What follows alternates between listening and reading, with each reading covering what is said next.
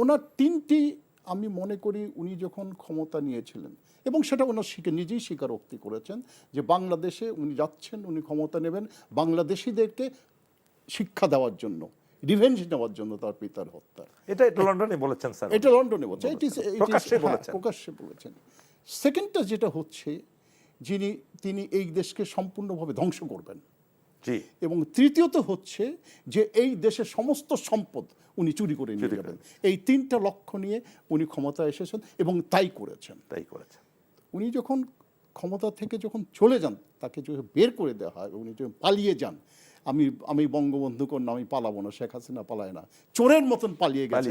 দেখেন, চোরের মতো একটা চোর, একটা ফিউজিটিভ, খাবার রেখে চলে গেছে, টেবিলে খাবার ফেলে রেখে। বাংলাদেশে পৃথিবীতে কোনো শাসক বা প্রধানমন্ত্রী লিডার এইভাবে পালায় না, একটা চোরের মতো পালিয়ে গেছে। 16 বৎসর ধরে হাসিনা এই দেশের উপর যে অত্যাচার করেছে, সেইটা আমাদের সেখানে একটা আমাদেরকে যেতে হবে।